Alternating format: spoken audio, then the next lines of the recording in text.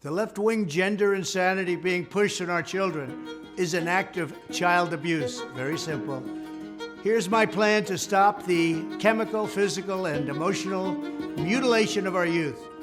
On day one, I will revoke Joe Biden's cruel policies on so-called gender-affirming care. Ridiculous. A process that includes giving kids puberty blockers, mutating their physical appearance, and ultimately performing surgery on minor children. Can you believe this? I will sign a new executive order instructing every federal agency to cease all programs that promote the concept of sex and gender transition at any age. I will then ask Congress to permanently stop federal taxpayer dollars from being used to promote or pay for these procedures and pass a law prohibiting child sexual mutilation in all 50 states. It'll go very quickly.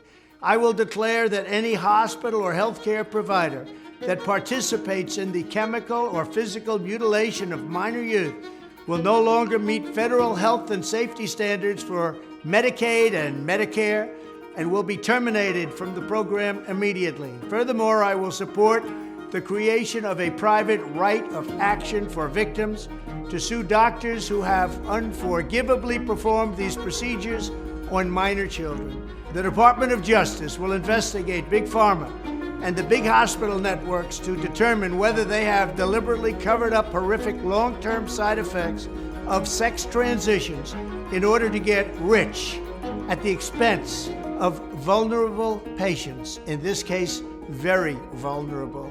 We will also investigate whether Big Pharma or others have illegally marketed hormones and puberty blockers, which are in no way licensed or approved for this use. My Department of Education will inform states and school districts that if any teacher or school official suggests to a child that they could be trapped in the wrong body, they will be faced with severe consequences, including potential civil rights violations for sex discrimination and the elimination of federal funding. As part of our new credentialing body for teachers, we will promote positive education about the nuclear family, the roles of mothers and fathers, and celebrating rather than erasing the things that make men and women different and unique. I will ask Congress to pass a bill establishing that the only genders recognized by the United States government are male and female, and they are assigned at birth.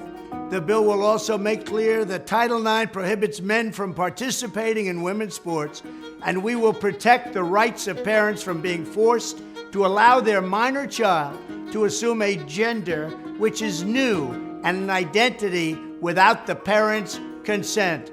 The identity will not be new, and it will not be without parental consent.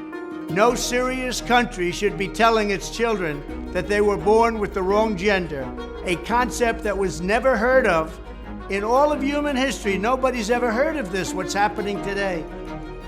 It was all when the radical left invented it just a few years ago. Under my leadership, this madness will end. Thank you very much.